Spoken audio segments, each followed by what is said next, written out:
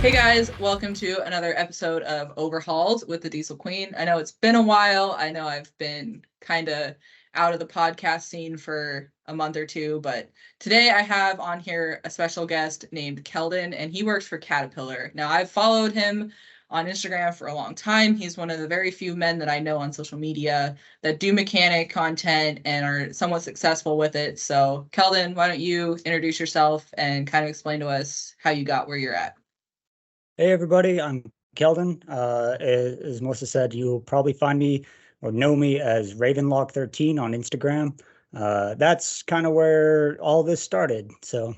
But to dial it all the way back to where it began and actually track forth, I didn't really have the typical mechanic introduction as far as getting into the world. I started with going to MEPS, which is the Military Entrance Processing Station for the U.S. military, and taking the ASVAB. And the ASVAB basically said, look, you're really good with your hands, but I mean, you could use some help with other stuff. So out of that, my recruiter signed me up as Bravo 8 mechanical, which is basically anything mechanical. You could work on anything from tanks to you could work on Humvees, you could work on aircraft, you could work on anything mechanical. I ended up getting assigned to ground support equipment and going through the schooling for that and everything, which taught me a lot about basic mechanical stuff, but it taught me a lot of stuff I didn't really use until later. So, coming up through that, getting kind of an introduction in the mechanical side of things, I realized this is actually kind of fun when you're actually turning wrenches. So, we can, and again, we can expand on any of this later on, but getting out of the Marine Corps, I had an option to go to school. I had an option to use my GI Bill to go, whatever pathway I wanted to. It was a clean slate, fresh start. I decided to go to school for diesel mechanics at WyoTech, and I attended You were a their WyoTecher? absolutely. Me So too. I attended their diesel and advanced diesel and their motorsports chassis fab. When Same. I graduated there, I ended up getting a job at a local Volvo dealer here that was eye-opening into how the truck world works, the over-the-road truck world. And after 6 months of being there, I realized that dealership had no upward mobility, and it was just literally the worst place to work. Within 6 months, I was like fifth in seniority. So and it was not a small shop, it was Yeah. they were they are the only Volvo dealer for all of Utah, some of Idaho, and some Damn. of like I think it's Nevada. Yeah, I have no idea how they held on to or how they still have held on to their dealership status. It's a joke. But anyway, getting sidetracked Spoken already. like a true mechanic. Yeah, well, I spent more time screwing off there than I did actually wrenching. But long story short, I ended up getting out of there and going to work for the Caterpillar dealer here in Utah. And I've been there ever since. And that was 2015 was when I started. So it's 2016 is when I started. That's right. Somewhere around there. I don't even remember. Dates blend. Being a Math is parent of hard two too. kids, So. you're tired all the time. Yeah. But if That's you cool. want to I go didn't know you back went to and WyoTech.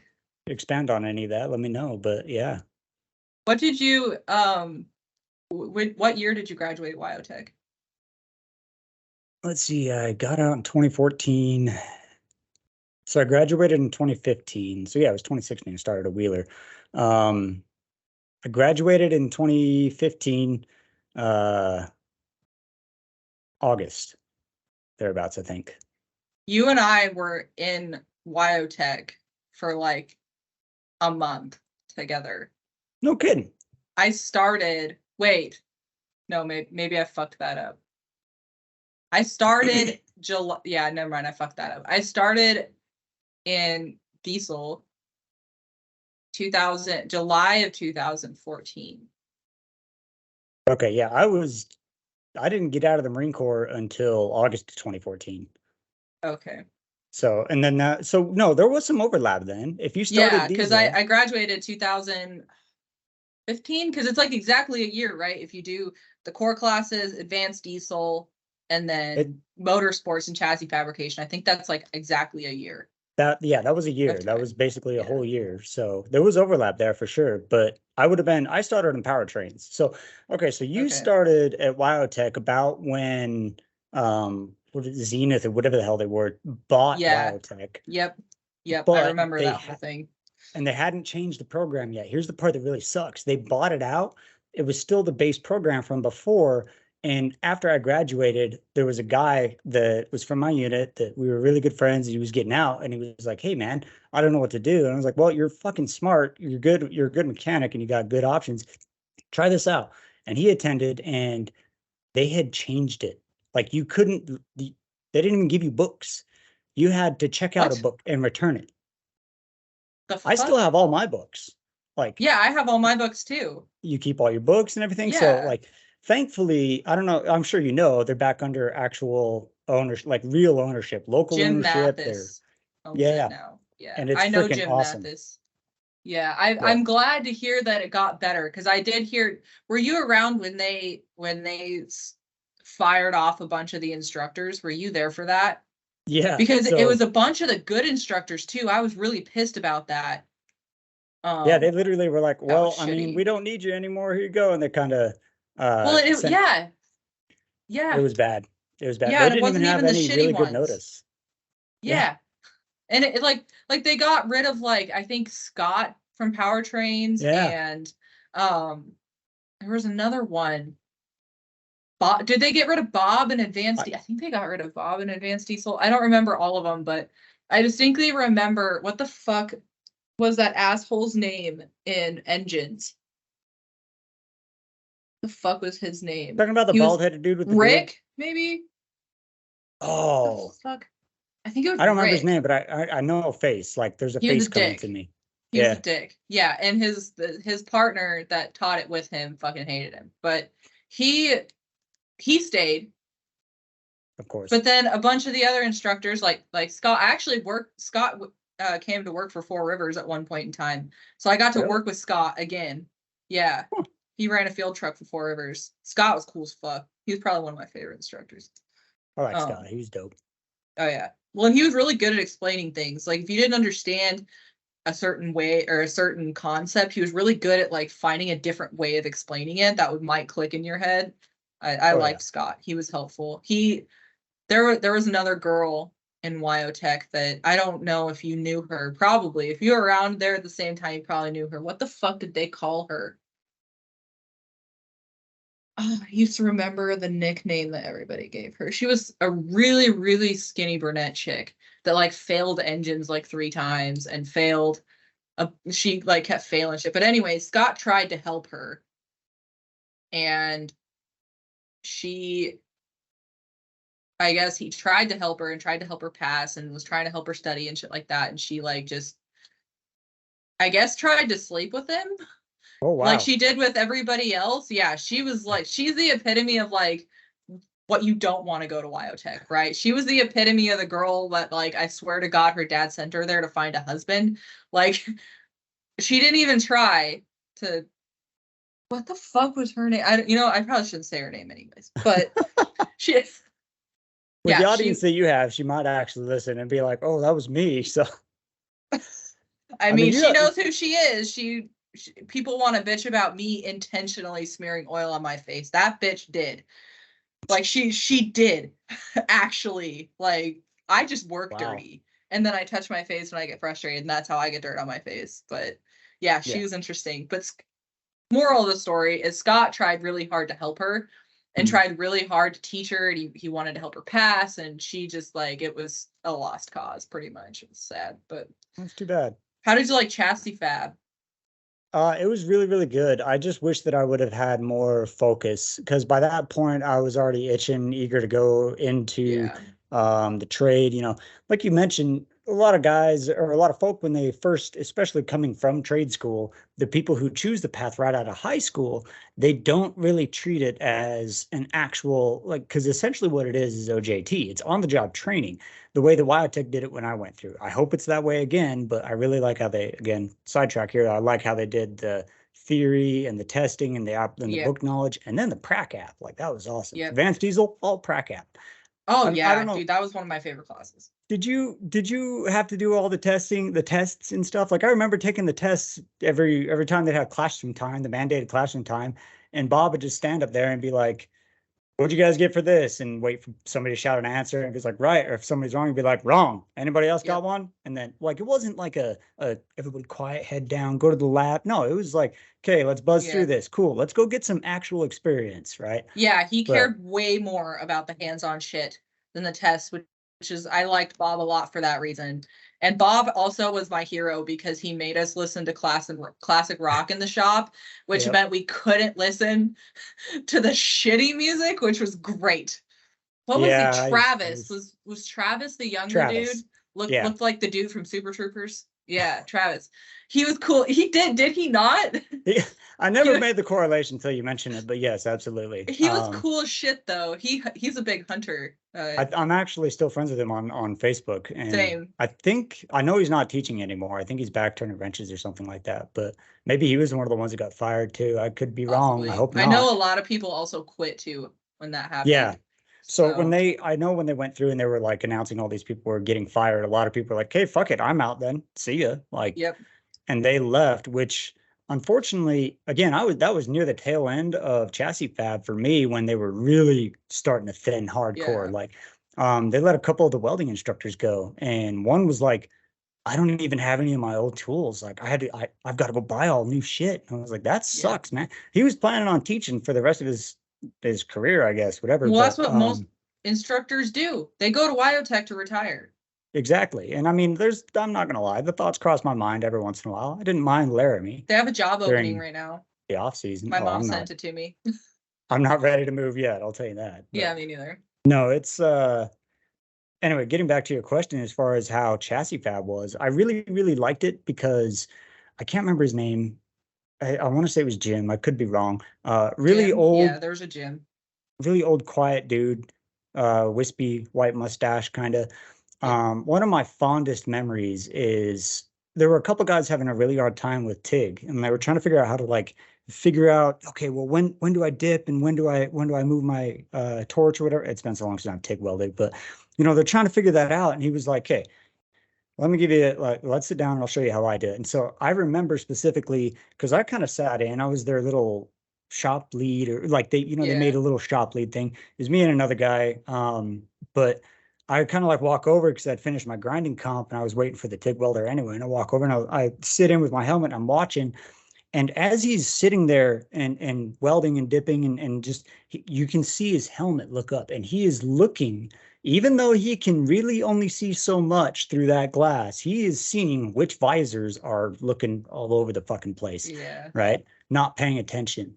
And one of the kids that wasn't paying attention, he stopped helping him because he was like, I'm not going to keep wasting my time. I was like, that's the kind of shit I want to see. That's like, you want to go there and waste all your money, whatever, they'll take the money. Like when you get out and you graduate and you're like, "I went to trade school and I didn't learn anything." Might be on you, buddy. I fucking hate hearing that. Yeah, I fucking hate hearing that. No, that was you get it. You get out of it what you put into it. And if you don't put anything into it, then you're not going to get anything out of it. And honestly, like I learned a lot from that class. I wish I would have gotten a little bit better with focusing on building something cool. They had a lot of cool shit to build, like and I actually was digging through all my crap trying to organize my shit, and I found a printout or a booklet that somebody had acquired with the prints and the directions for building an engine stand, a tubing bender, the freaking engine hoist and all that. And I was like, damn, dude. Because I remember they really liked veterans, so like we were already pretty cool, all of us. But I remember one guy was like, "Look, I'm planning on taking this knowledge and starting my own shop. I need as much help as I can." They were like, "Oh fuck, okay." So they hooked him up with all the blueprints. But I used to have those somewhere at one point in time. Well, I didn't even realize I had them until, like I said, I was going through and I was like, "Oh shit, a little late now." Well, I don't even know. Well, I guess I do. On my service truck, I have a welder.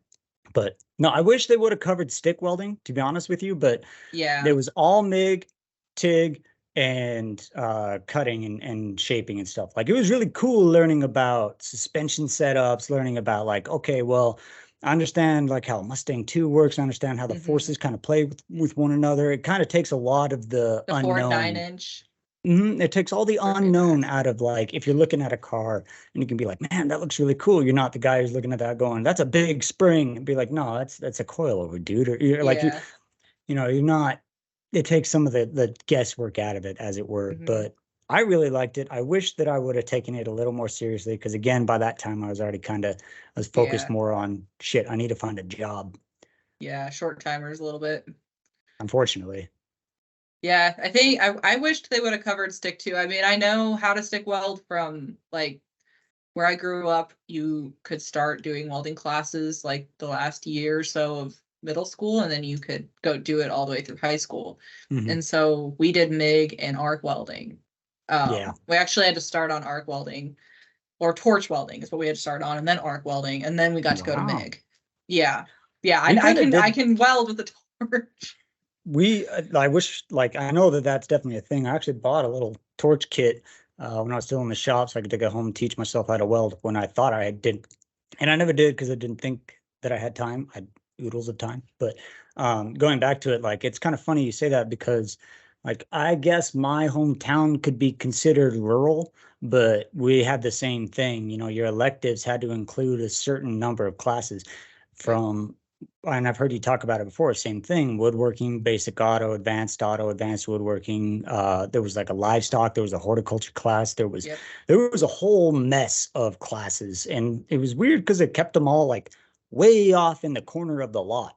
So, and they had just recently rebuilt the entire school, I'd say about 6 years before I started.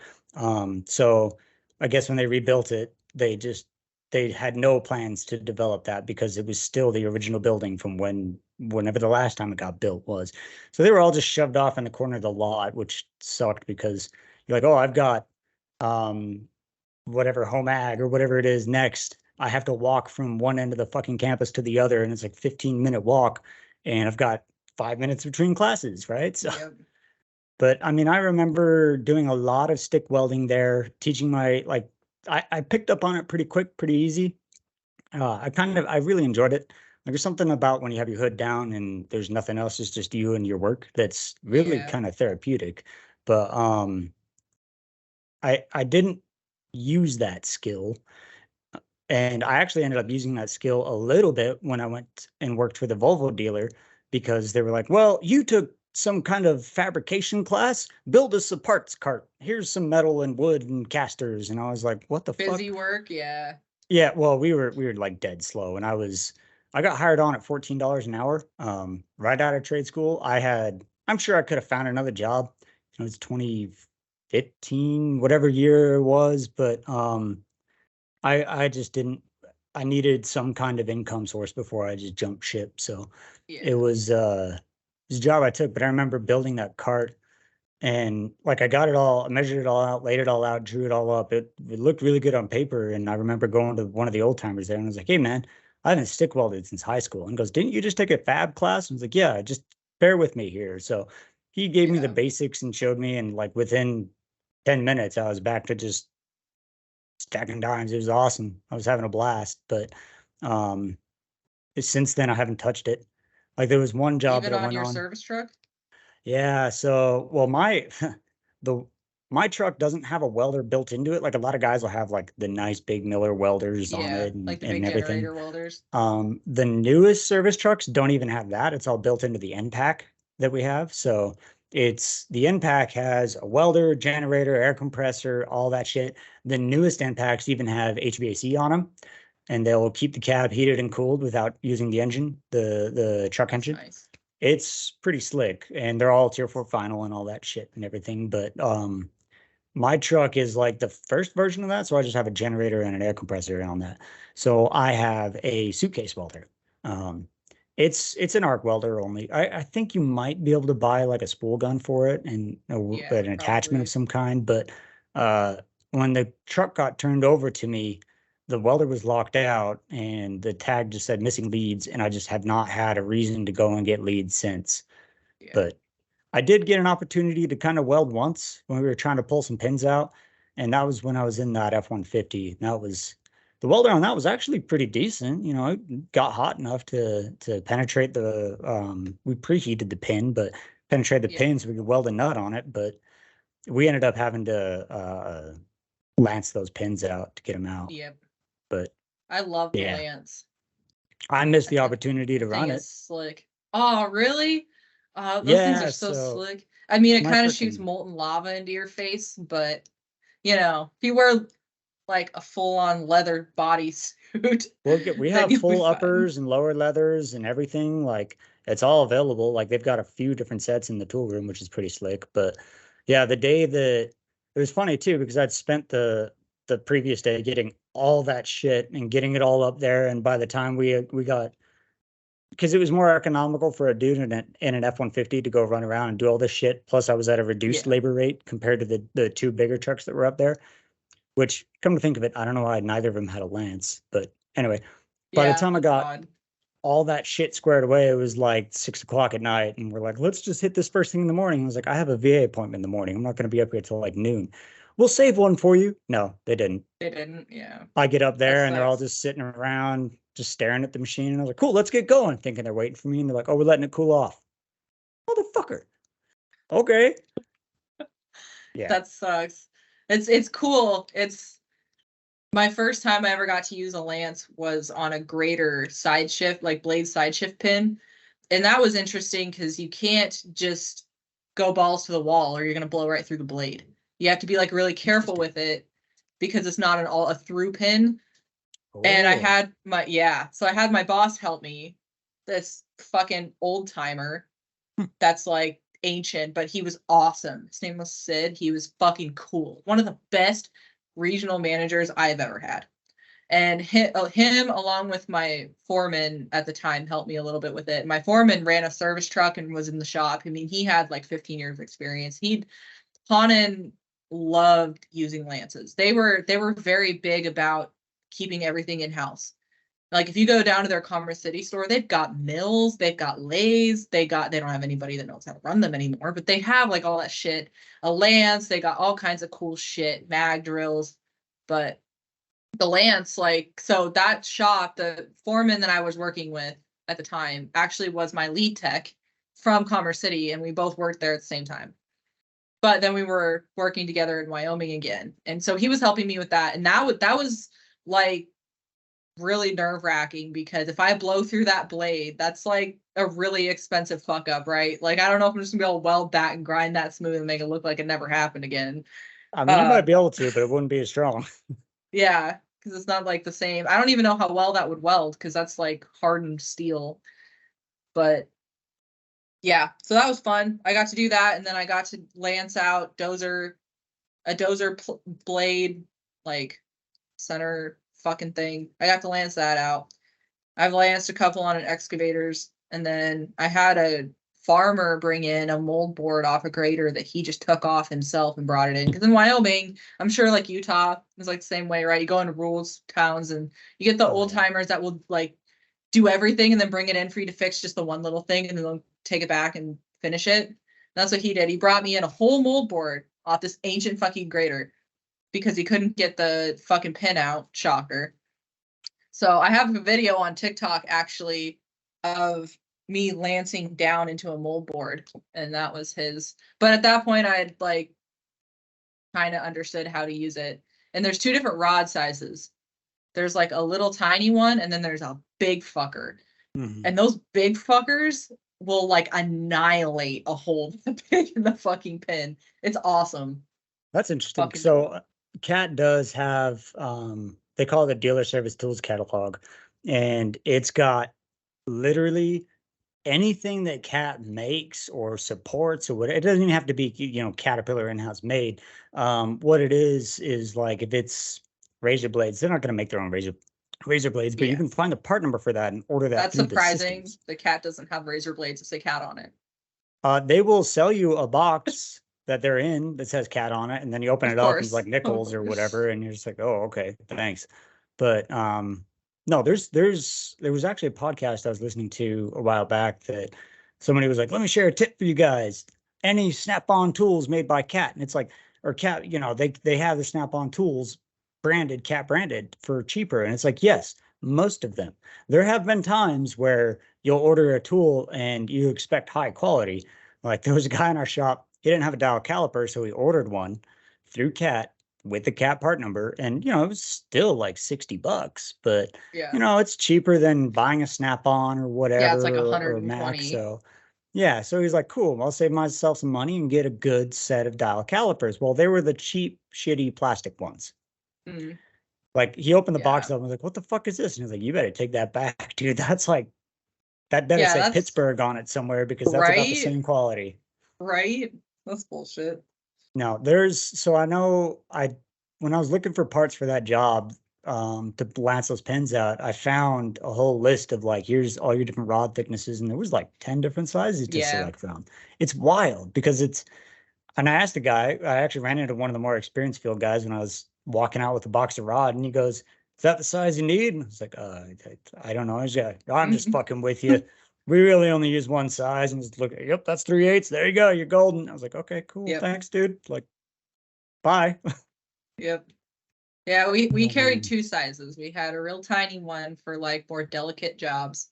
mhm. And then we had a bigger one for ones that like the pin, usually for pins that are bigger, obviously for like excavators and shit like that, where you just want to Oh, you yeah. need it, because on some of those pins are so seized that you need that giant fucking hole. So when that cools down, it shrinks enough to get that thing out.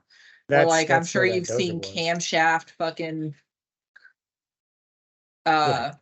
the camshaft fucking pins. We call them camshaft because they get so warped that it looks like a Oh, camshaft when you cut it out. yeah. Those are fun. Yeah. Yeah, they're all ground away to nothing because they've been in there without any grease for God knows how Yep. long. Yeah. Yeah. The dude that's running it has had it for like 10 years and he's never bought a thing of grease in his life. It's like, Yeah. That's mm, my favorite. Those ones. I'm learning that that's a lot of the same as on the power gen side. You'll get the guys who come in and be like, "This machine doesn't start," and you'll go to start it, and it sounds like there's absolutely no compression. And you look in the enclosure, and there's just like a whole pile of ether cans, just empty. And you're yep. going, "How long have you guys been starting this on ether?" "Oh, we don't use ether." "Oh, you don't? Okay." So somebody's just huffing ether in here all Right. fucking Right. day. Oh, Like, come this is on, for man. another machine. Like You're that just would spraying this literally into the kill a whole air. fucking block. No, that was the grease on this side is definitely quite similar to like, you know, basic shit on the power gen side because people just Yep. think, oh, it's a generator. You don't need anything special. So you need to take care of your engine, but you also still need grease too for your bearings. Like, come Yep. on. Yep. Oh If it's got man. a greaser, that means it's supposed to be grease. Just throwing that Hmm. out there. I know that's a foreign concept for some people, but Yeah, no I shit. I did a talking thing with diesel laptops at the Con Expo in Vegas this year. Mm. And one of the questions I got asked by their like board was, you know, what do you recommend for people? Like what's the most important thing for, you know, maintaining vehicles? And I said, maintenance. And then I was like, the most like grease your shit. I specifically said grease your shit. My boss is like, I'm gonna get a t-shirt that says grease your shit by Melissa Petersmann. And I was like, but that's true. Like grease your gut. I don't know how many times I've been asked that same fucking question by people like, oh, as a mechanic, what would you recommend? I'm like, I don't know. Basic maintenance, Yeah. grease, Did oil you read your changes, you know. OMM? But That's you my want your favorite. shit to last. It's like people always like you. Then you get the guys who are like, oh, John Deere and Cat and Komatsu, and they get in the fucking brand wars. It's like take care of your shit goes a long way. It doesn't even matter what brand it is. And if you don't take care of it, it's gonna break down. It doesn't matter what brand it is. Exactly. Obviously, like if you know if you know Cat and Komatsu and Deere and you've done extensive work on those machines, you know that like, oh, John Deere does this better or Cat does this better. And there's certain machines like, you know, Cat backhoes will always be better than John Deere backhoes. John Deere backhoes will never be as good as Cat backhoes. But, you know, also maintenance goes a long way. It doesn't really matter what it is. But Well, I so grew up in a cat household and I work for a Deere. So yeah. that was interesting. My dad gave me so much shit when I started for John Deere. He's like, "You're just working there for job security." It's like, "Fuck you, Dad." This isn't bad. I like it. Of course I'd never been around I'd been around some logging equipment, but when I started at Hanan, they had they were also a Manitowoc dealership for Oh, cranes. okay. So I started on the crane side, and the tires are like bigger than me. And I was like barely 19 years old. I thought that was like the fucking coolest thing in the world, right? And then my dad's over there shitting on my dreams because I'm working a deer instead of cat. But he recently gave me. He moved to California to go logging out there, and he gave me all of his tools out of his shop. And this man could be like, if I had to bet money on something that he's collected more in his life than anything else, it would be motherfucking cat bolts.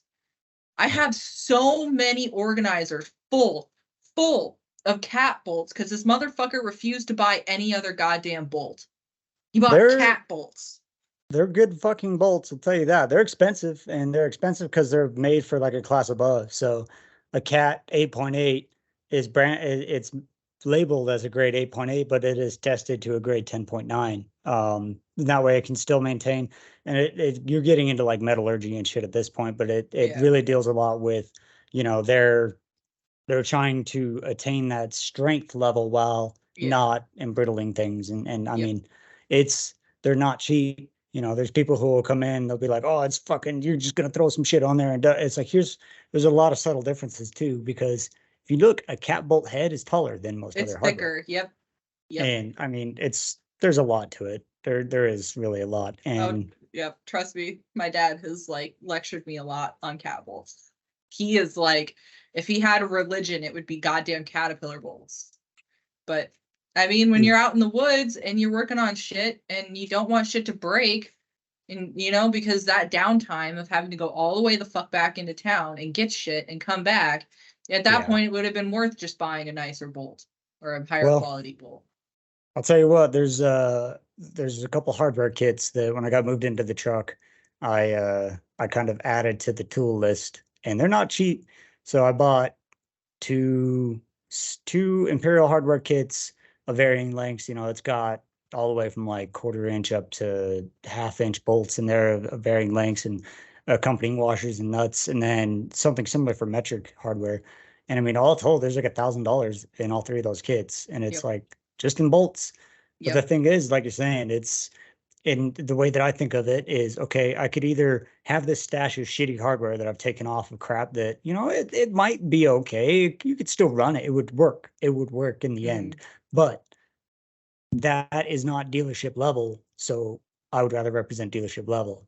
But yeah, that's cat bolts, man. Yep. They're not cheap. O-rings too. Like, I thought John Deere was proud of their O-ring kits until I went and looked at what a fucking Caterpillar O-ring kit is. I'm like, damn, maybe John Deere's not as proud of their fucking O-ring kits as Cat. There's a ground sport equipment Facebook page that I'm part of, and somebody shared a meme that was like, oh, I told the apprentice to look for the part number on the O-ring.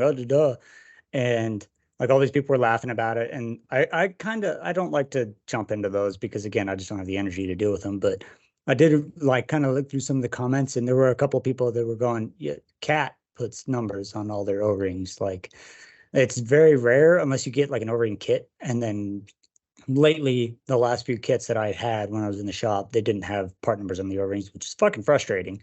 But it's nice to be able to be like, okay, all these O-rings are the same. They have the same fucking part number.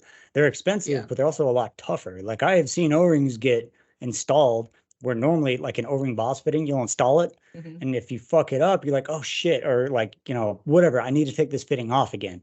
You can take it off and put it back on 9 times out of 10 because that O-ring is fine. I've seen cheap O-rings. I've seen people who have that Amazon kit in the back of their truck. And you'll pull that O-ring off that somebody installed a day prior, and it's flat. Just flat as fuck, because it doesn't have any life left in it. One use, that's it. But I'm not saying go out and reuse your O-rings. And if you're listening to this and you're like, oh, I don't have to throw away my O-rings. No, don't. You really do need to, like, there's reusability guidelines for Cat O-rings, actually. Like, Cat has all the literature and everything, but they'll literally lay it out. Okay, well, based off of the diameter, a certain percentage, and so on, and inspect it using this power magnification, look for in cuts, nicks, and it's interesting. Yeah, there's reusability for everything.